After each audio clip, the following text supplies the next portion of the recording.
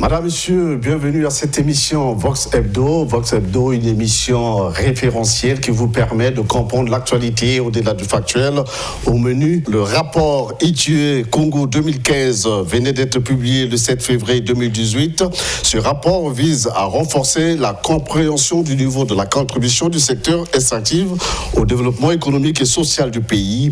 Il est relevé dans celui-ci quelques insuffisances, le refus de collaborer pour certaines structures et le retard auquel il est rendu disponible. Le prochain conseil d'administration internationale de l'ITIE se tient ce mardi à Oslo, en Norvège, pour évaluer. Déjà, les signaux côté congolais sont en orange, car le pays risque une exclusion. Reste à savoir si ce rapport serait-il crédible ou pas.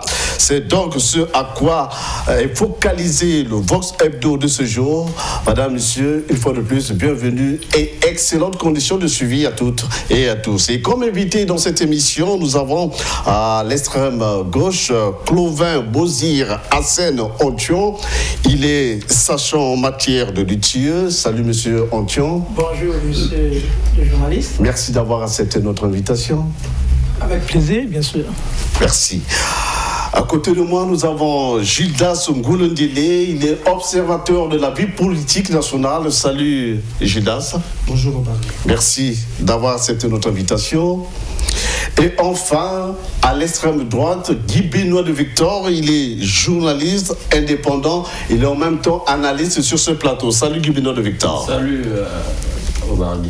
Et pour commencer cette émission, comme il est l'accoutumé, nous allons la débuter par une question tout aussi simple. Il s'agit d'une question d'actualité. Alors, mes chers invités, vous avez certainement suivi l'actualité de la semaine. Qu'est-ce qu'on peut retenir, M. Ontion ? Bon, en ce qui me concerne, j'ai retenu dans l'actualité la situation de la dissolution de la SNE, de la SNDE. Ce qui m'a marqué, c'est vrai, c'est une bonne décision, dissoudre une structure qui n'est pas rentable, mais la seule chose qui m'inquiète, c'est que le gouvernement n'a pas pris de dispositions pour une évaluation poste pour qu'il y ait un audit qui puisse présenter la situation réelle de la SNE. Donc, cela n'a pas été fait. Donc, on ne sait pas pourquoi on a dissous la SNE. Quels sont les... En théorie, on nous dit, bon, c'est pas rentable, il y a beaucoup de subventions qu'on donne, mais les citoyens ne sont pas au courant combien le gouvernement met chaque année, combien coûtent les charges au niveau de la SNE, quelle est la rentabilité de ces deux entreprises pour qu'on puisse arriver à une conclusion de dissolution. Rien n'est présenté, on vous dit juste la structure n'est pas rentable, il n'y a pas de laitier dans la cité. Mais pourquoi? Est-ce que c'est forcément parce qu'ils ne sont pas capables de produire ou bien c'est parce que les conditions ne sont pas réunies malgré les fonds qu'on donne pour que la structure soit réellement opérationnelle? Donc toutes ces questions ne sont pas élucidées.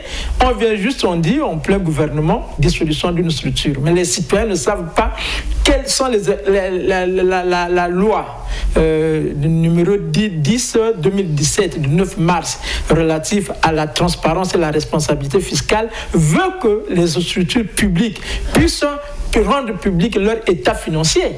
Mais est-ce qu'on connaît les états financiers de la SNE pour voir si la structure est déficitaire ou non? Personne ne le sait. C'est le gouvernement qui se retrouve, qui prend ces décisions. D'accord, nous les apprécions, mais nous attendons que le gouvernement puisse mettre sur la place publique l'information concernant les états financiers de la SNE et la SNE pour voir à quel point ils sont déficitaires. Voilà, justement, je voulais ajouter pour corroborer avec vous et que cette information est tombée au moment où le conseil d'administration de la SNE avait jugé rentable les prestations de cette société.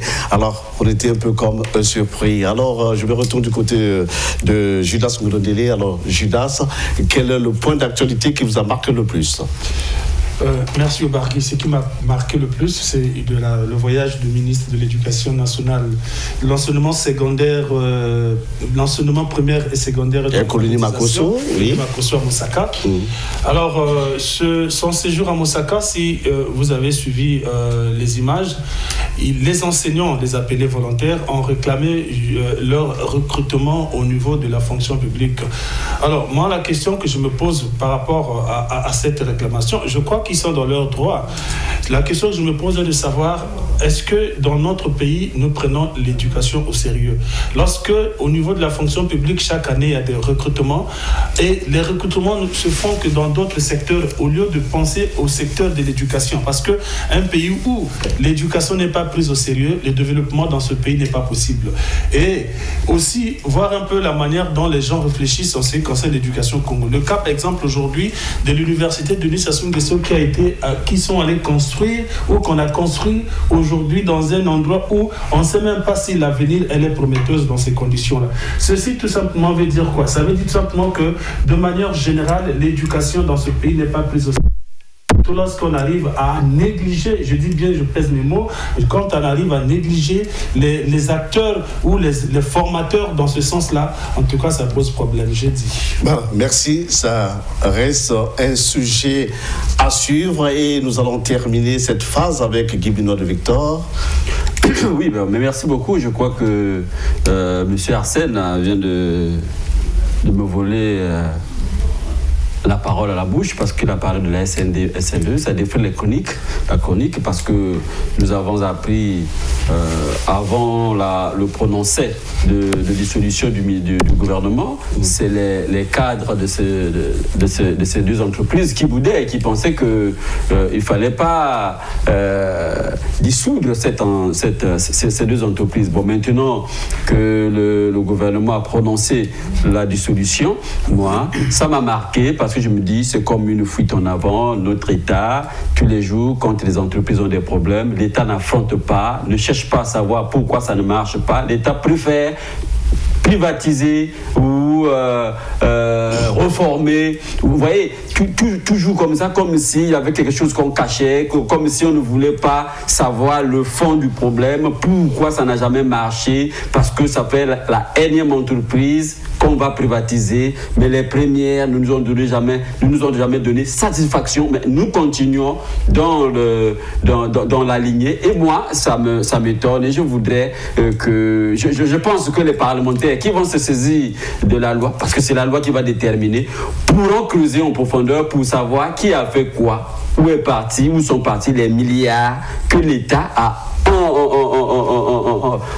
engagé dans ces deux entreprises-là, parce qu'il s'agit des milliards l'argent du contribuable qu'on engloutisse pour la relance de ces deux entreprises. Mais quand ça ne marche pas, il faut auditer, il faut faire l'autopsie, il faut déterminer qui a fait quoi, où sont partis l'argent, pour qu'on décide de la privatisation ou de la création d'une nouvelle entreprise ou société anonyme dont les partenaires ne sont pas connus. On ne sait même pas si c'est pour qu'eux-mêmes ils prennent les entreprises. Bon, en fait, je crois que les parlementaires s'en saisiront, surtout que le président prêche la rigueur et la transparence et la rupture. Je crois que les parlementaires de maintenant prendront la balle au bon pour nous éclairer sur ces deux sociétés-là qu'on veut privatiser, donc on a privatisé administrativement.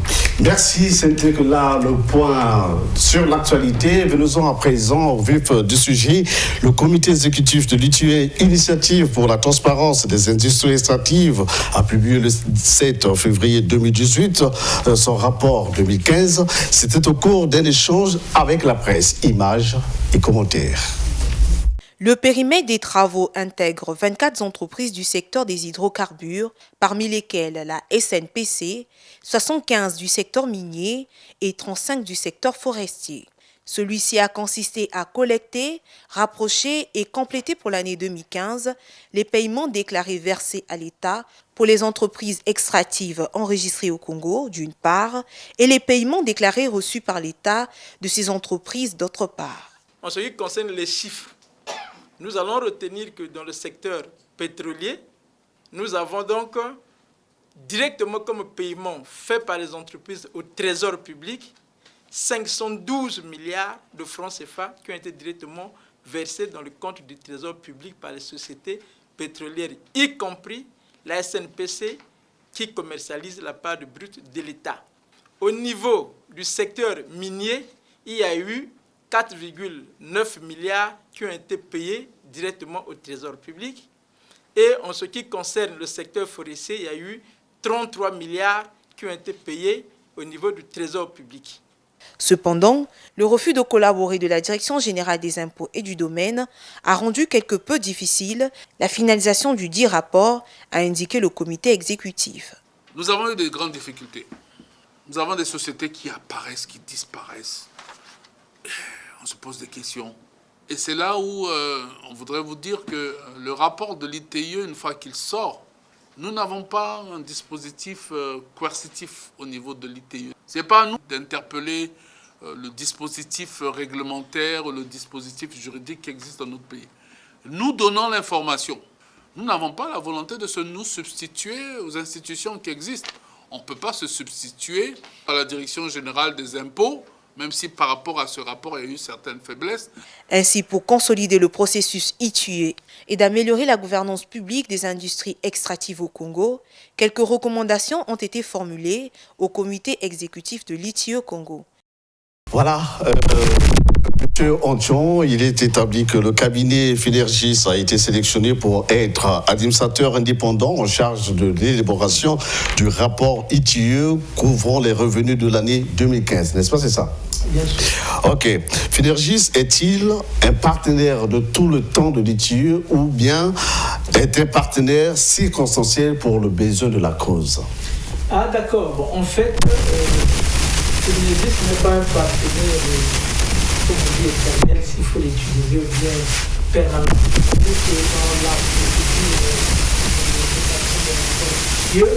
C'est un appel d'offres qui est lancé au niveau international pour le recrutement d'un administrateur indépendant.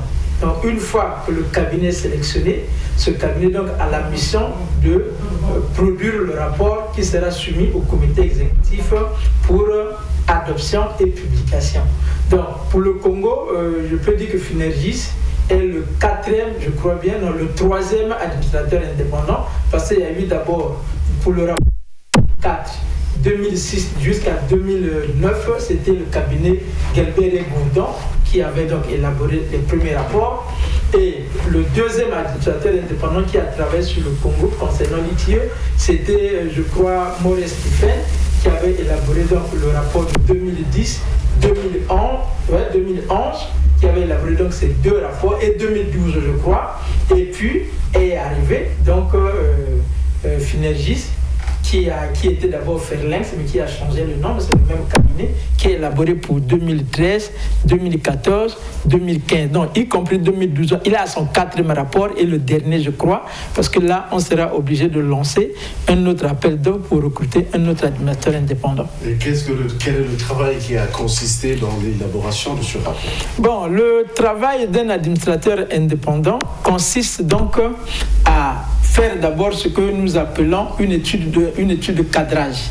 Donc, il fait une étude de cadrage qui lui permet de déterminer, sur la base des informations que nous lui donnons, quelles sont les entreprises qui existent au Congo. Donc, il détermine le périmètre des entreprises qui vont faire partie du rapport. Il détermine les différents flux financiers qui vont intégrer le rapport. Et quand il a essayé de regarder tout le cadre, donc que ce soit le cadre contextuel, le cadre financier, le cadre légal et juridique, une fois qu'il a toutes ces informations, c'est sur la base de ça qu'il élabore ce qu'on appelle un formulaire de déclaration qu'il envoie donc et au niveau des entreprises extractives et au niveau des administrations d'État qui sont en charge de la collecte des données pour fournir les informations concernant l'année qui est retenue pour le rapport, pour qu'il lui donne de façon indépendante les informations concernant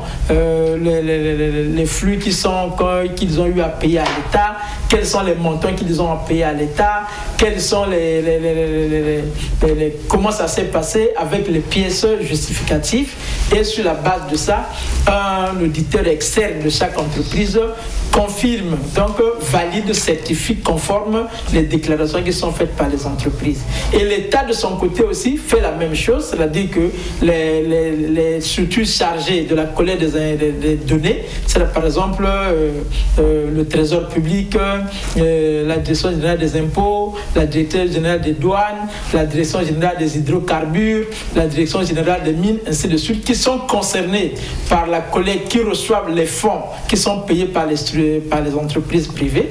Eux aussi, de leur côté, ils déclarent combien ils ont eu à recevoir, et l'administrateur indépendant, sur la base de ces informations, il fait la réconciliation des informations reçues des deux côtés pour finalement élaborer un rapport pour voir s'il y a des écarts entre ce que ceux qui ont payé ont déclaré avoir payé et ce que ceux qui ont reçu ont déclaré avoir reçu. Et au cas où il y a des écarts, on cherche à connaître quelle est la nature des écarts, pourquoi il y a des écarts, on cherche à les justifier. Au cas où on ne peut pas réussir à les justifier, c'est là où on dit qu'il y a un problème. Voilà. Pour être bref, nous voudrons vous poser une question aussi capitale. Est-ce que peut-on parler de la rigueur dans le processus destiné à garantir la pertinence, la qualité et l'objectivité des travaux? Je peux dire oui à la rigueur parce que ce sont les cabinets de renommée internationale qui n'ont pas besoin de ternir leur image pour ce genre de rapport. Deuxième chose, les entreprises extraient ces données de leurs états financiers. Une fois qu'ils ont produit, parce qu'il s'agit des états qui ont déjà été adoptés, validés par les conseils d'administration de ces entreprises. Donc, au moment où on rédige le rapport, c'est dans ces états que les sociétés extraient ces informations sur les paiements qu'ils ont eu à effectuer. Une fois que cela est fait, il y a l'auditeur externe de ces entreprises qui certifie sur l'honneur que les informations que la société vous a envoyées sont certifiées conformes. Et une fois que cela est fait, et surtout en ce qui concerne les informations, pour les entreprises qui payent directement directement au Trésor public, les paiements se font dans un compte qui se situe à la Banque centrale. Donc quand ils donnent l'information sur les paiements, ils donnent la référence, le jour, la date du paiement qui a été effectué au niveau de la Banque centrale dans le compte du Trésor public. Donc ce sont les informations qui sont conformes. Voilà pourquoi il s'agit de données indépendantes qui permettent, une fois réconciliées, de déterminer si les informations produites par l'administration congolaise, le ministère des Finances, sont conformes à celles que les entreprises ont eu à déclarer. Et c'est dans le vif sujet qu'on essaierait un peu de démontrer comment il y a des failles au niveau de ces informations. Voilà, je rappelle aux téléspectateurs que M.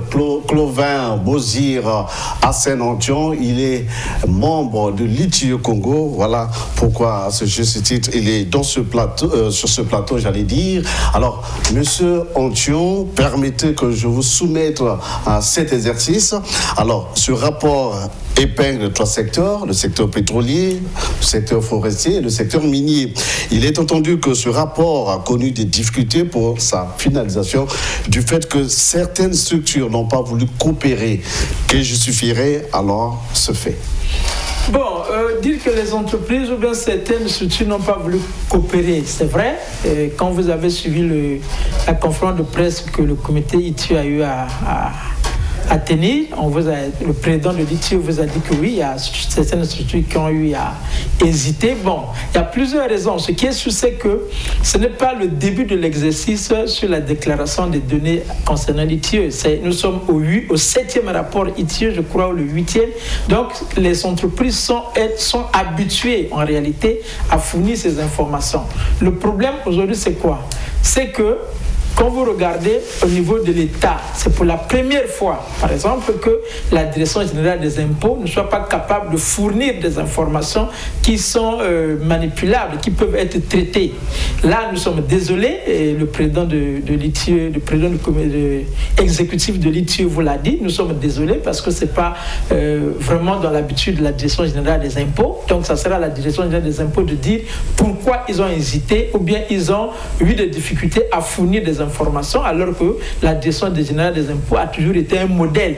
Donc je ne peux pas, n'étant pas membre des impôts, travailleur des impôts, je ne peux pas dire pourquoi les impôts n'ont pas donné les informations dans les délais. Mais malheureusement, ça a ça a des effets négatifs, malheureusement. Le refus de faire des déclarations litigieuses, ça a fait reculer l'image du pays au niveau international parce que l'exhaustivité sur les données va poser problème parce que les impôts ont collecté près de 60 milliards auprès des entreprises extractives. Donc, quand déjà près de 60 milliards dans les déclarations ne peuvent pas être réconciliées, c'est vraiment un problème qui n'est pas acceptable. Maintenant, ce qui concerne les entreprises, oui, le rapport, tel que vous l'avez vu, démontre qu'il y a 13 entreprises du secteur des hydrocarbures qui n'ont pas pu faire leur déclaration. Maintenant, ce qu'il faut retenir, c'est que ce n'est pas forcément parce que les entreprises ne veulent pas. Donc, le rapport concerne l'exercice 2015. Donc, les données de 2015, au moment où l'administrateur indépendant veut les collecter, il apparaît que certaines entreprises ont fermé les portes. Par exemple, l'exemple de Morel et Prom, qui n'existe plus. Donc, quand on a fait le périmètre, l'entreprise existe, mais malheureusement, sur le terrain, il n'existe plus. En ce moment-là, il ne peut pas faire les déclarations. Restez avec nous, monsieur Ontion. Alors, le temps de nous retourner du côté de Judas Ngolondele et de Guibino de Victor. Alors, vous venez là de suivre monsieur Ontion. Alors, comment comprendre qu'un rapport qui engage le pays au niveau national et international, qu'il y ait des sociétés qui refusent de collaborer, qui refusent de déclarer leurs données? Judas Ngolondele. Bon, mais d'abord, litigieux, comme tout le monde entend, comme tous les Congolais d'ailleurs, comment je comprends la structure, c'est... Il faut que nous édifions quand même l'opinion, parce que quand nous parlons de litigieux, les gens ne savent pas ce que ça veut dire exactement. Il s'agit de l'initiative pour la transparence des industries extractives. On l'a dit tout au début. D'accord. Alors, cette structure a été créée en 2002 en Afrique du Sud par Tony Blair, le Premier ministre, à l'époque il était Premier ministre de l'Angleterre. Et cette structure, aujourd'hui, je crois, compte 52, 51 pays, si j'ai une bonne mémoire, dans 22 pays africains. Alors, aujourd'hui, au niveau local, il y a 3 structures qui, normalement, représentent ou encore qui sont censés fournir ce genre de rapport. Je crois que je parle là sous le contrôle de l'expert ou de membres de la structure. Il s'agit justement des représentants du gouvernement et ses agences, les représentants des sociétés extractives et les représentants de la société civile. Maintenant, la question que moi je me pose, c'est que est-ce que ces 3 structures travaillent en collaboration? Parce que si ces 3 structures travaillaient en collaboration, je ne pense pas qu'ils devaient aujourd'hui avoir des difficultés de présenter un rapport, parce que quand même c'est des grandes structures. Alors moi, une autre question que je me pose, est-ce que ces 3 structures, le cas par exemple de la société civile, dans notre pays, est-ce que la société civile fait sérieusement son travail dans ce sens-là? Parce qu'il s'agit ici, quand il a dit qu'il y a un problème, l'image du pays. Alors cette image du pays, pour la sauver, est-ce qu'on a besoin de quelqu'un qui doit venir de l'extérieur pour chercher à sauver l'image du pays dans une démarche comme celle-ci? Puisque en 2002, lorsque Tony Blair a présenté l'initiative, les pays étaient libres d'accepter ou de refuser justement d'adhérer. Il y avait tout à fait une adhésion et nous avions adhéré. Bon, pendant que nous avions adhéré, ça veut dire que nous avions eu le temps de lire le document d'adhésion. Mais qu'est-ce qui fait qu'aujourd'hui, finalement, que nous soyons dans l'incapacité, pour ne pas dire en difficulté, de fournir le rapport? Alors, d'où vraiment, c'est vraiment dommage. Et pour votre information, vous savez, malheureusement, ce genre de cas arrivent souvent que dans les pays africains, surtout les pays francophones. Vous voyez le cas d'un pays comme la Guinée-Conakry. La Guinée-Conakry est membre de cette structure depuis, je crois, 2003.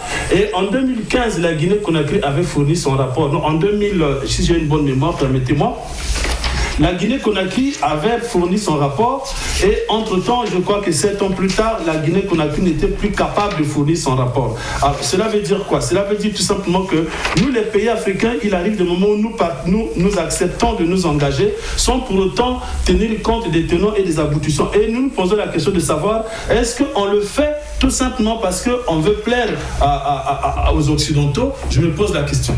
Alors, donc aujourd'hui, moi, je suis désolé de le dire, franchement, que ce soit la société civile au niveau local, que ce soit le gouvernement et ses agences, que ce soit ces entreprises ou ces industries extractives, moi je pense qu'il y a un problème. Les gens n'ont pas la volonté de mieux faire. Puisque si les gens ont la volonté de mieux faire, eh bien normalement je crois qu'aujourd'hui on ne doit pas se retrouver dans cette situation où pour présenter un rapport, il nous faut avons vraiment des difficultés. Il y a problème et nous allons avoir l'avis de Guy Benoît de Victor qui est lui journaliste. Oui, mais merci beaucoup. Je crois que moi, j'étais en train de sourire quand Gilda s'est parlé, parce que dans ce rapport-là, on se rend compte que les entreprises, certaines entreprises, se sont abtenues de fournir des informations. Alors qu'il y a quelques années, ils en fournissaient. Bon, moi, je riais, pourquoi ? Je rigolais parce que je me dis que nos pays font comme du mimétisme. C'est ce que Judas vient de dire. Les pays africains risquent de nous étonner chaque jour. Ils sont libres d'adhérer. Mais quand ils adhèrent, on dirait qu'ils adhèrent sans se savoir, sinon c'est pour plaire à quelqu'un ou à une frange. Quand ils adhèrent, ils se rendent compte qu'ils ne sont plus dans le piège, ils commencent à fouiller. Oui, comment ça fouille? C'est comme ça avec la CPI. Bon, voilà, la CPI, tout le monde a créé la CPI, il faut rentrer. Bon, on était libre, on est rentré, on a mobilisé le gouvernement, on a mobilisé les parlements, et quand on y va, on commence à attraper un, deux, on dit aïe! On commence à fouiller. Vous voyez, non, on doit sortir. Bon, on sort, pourquoi on était rentré? Donc, on est rentré sans avoir lu. Voilà l'ITIE. C'est un truc privé. Bon, on était libre, donc on y entre. Nous-mêmes, on y est entré. Sans savoir qu'on allait nous rattraper sur la transparence.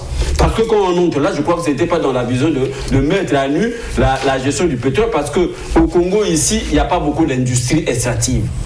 Vous voyez, même si aujourd'hui, le champ d'action de l'ITIE est élargi jusqu'aux forêts et aux autres, mais je crois que quand le Congo y arrive, il n'y a même pas des industries de diamants, les industries de l'or d'or, les industries des mines, ici, il n'y en avait pas. On y est entré. On est entré pour faire quoi? Donc pour plaire, pour qu'on dise que nous sommes un pays libre, un pays transparent, un pays... Mais maintenant, quand on demande de fournir les données, les gens fuient.